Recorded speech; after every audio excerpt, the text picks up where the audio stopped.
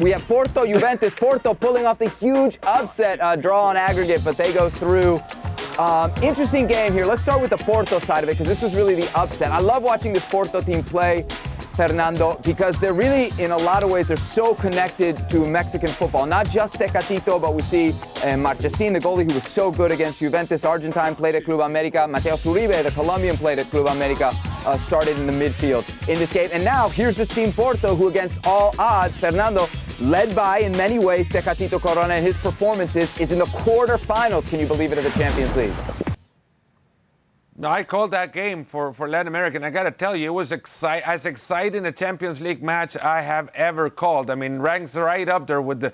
Because you have unforeseeable events, right? And unforeseen events. And then you have scripts that are pretty much just written for things to happen that end up not happening. Like a red card in the early stages of the second half that leaves pretty much door wide open for Juventus just walk in and take the ticket and punch it right into the quarterfinals. And they didn't, because they faced a cohesive unit, a compact team, not only with players such as Tecatito Corona, but also Sergio Oliveira in the middle of the field. It was just magnificent display of tactical football, and it was totally overplayed. Andrea Pirlo showed us that he's still a youngster, a kid when it comes to the big boys of coaching in Europe.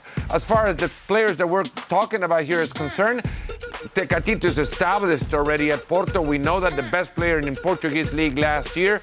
And Mckennie is still finding his way in Juventus. I mean, we've seen great displays from him, but I think he came in late, not his fault. It was all Andrea Pirlo's decision to bring him in late into the game.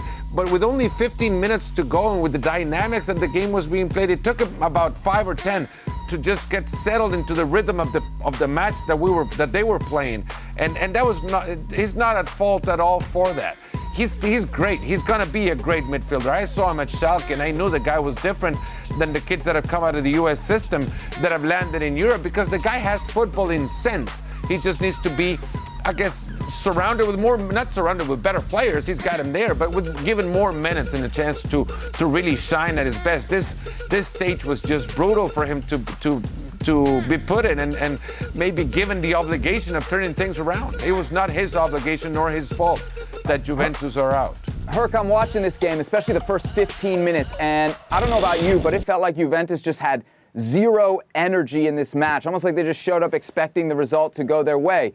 If there's one thing Weston Mckennie is known for, it's that energy, isn't it? Do you think Pirlo made a mistake keeping him on the bench until the 75th minute? Are you trying to tell me, Rabiot, are you trying to tell me Arthur and Ramsey just don't scream energy, don't scream, we're going to be contagious and fight and be great? No, I agree with you, and that's the problem. When you need that spark, he's your man. And I was dumbfounded, because if you look at the stats, if you look at the midfielders who have played this year under Andrea Pirlo and Juventus, especially that very pragmatic style that he plays, it suits Weston Mckennie on both ends of the field. He's a box-to-box player. Defensively, he's very good. He's very sound. He's very contagious with that energy.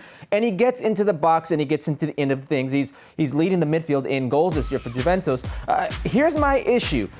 You've got to know, and I agree with Fernando 100%, that Pirlo showed his hand. He showed how green he is. You have to know what type of team you are. You have to know who you're playing against. Sergio Conceição, the coach of Porto, he's a very pragmatic coach himself. You knew that they were going to play 5 at the back, sit behind, and counter. You have to try to either be more creative or get players that you know can play on both ends of the field. I'm sure he didn't expect the red card. I'm sure he didn't expect to go down a goal early in the first 10 minutes off a penalty. But Weston Mckennie, when he has played, when he has started, has showed intent. Juventus is a better team. Well, thank you very much for watching ESPN on YouTube. For more sports highlights and analysis, be sure to download the ESPN app. And for live streaming, premium content, and let's not forget as well, ESPN FC 7 days a week. Subscribe to ESPN Plus.